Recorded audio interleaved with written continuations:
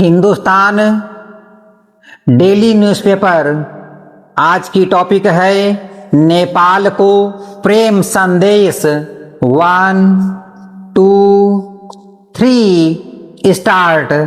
नेहरू जी की नेपाल यात्रा से भारत तथा नेपाल का पुरातन प्रेम संबंध दृढ़तर होगा, इसमें शंका के लिए कोई अवकाश दिखाई नहीं पड़ता।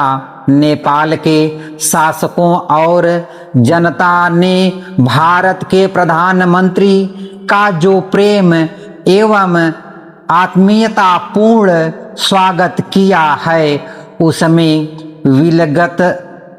विलगता का कोई भाव नहीं। उससे प्रभावित होकर नेहरू जी ने कहा, प्रेम सर्वाधिक मूल्यवान वस्तु है। आप मेरे दोषों की उपेक्षा और मेरी प्रशंसा इसी कारण करते हैं कि उसका मुझ पर प्रेम है। नेपाल के भारत प्रेम अथवा भारत के नेपाल प्रेम का आधार केवल भौतिक नहीं, उसमें युग युग से सांस्कृतिक समन्वय का परिपाक होता रहा है। धार्मिक और आध्यात्मिक भावनाओं के रस से वह तुष्ट हुआ है। प्रकृति ने अपने वरद हस्त से उसे संवारा है।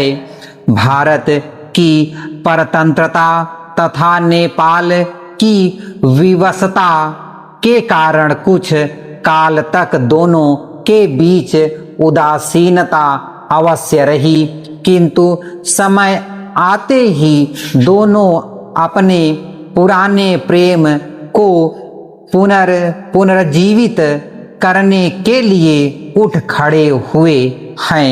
प्रेम में बंधन के बराबर ही स्वतंत्रता भी होती है।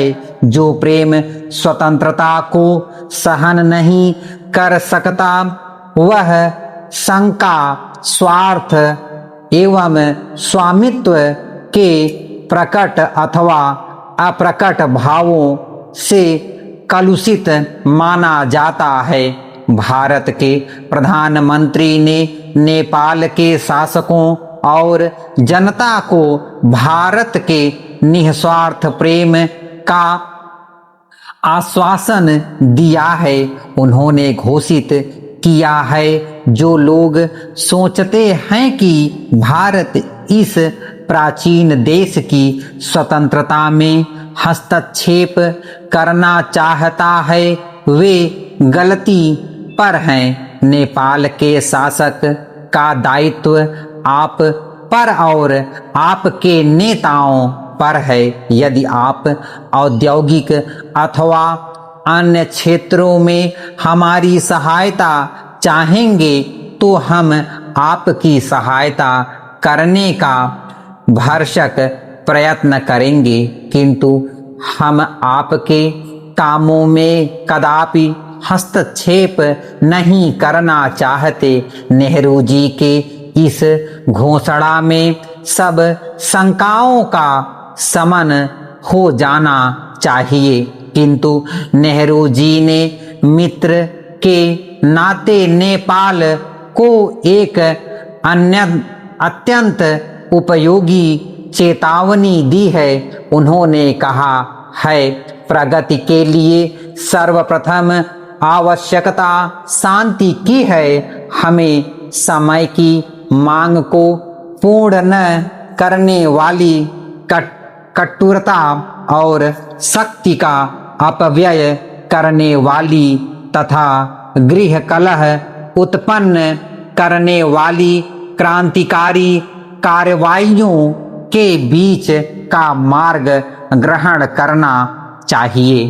भारतीय प्रधानमंत्री की यह चेतावनी नेपाल के लिए जितनी उपयुक्त है, उतनी ही भारत के लिए भी है। स्टॉप।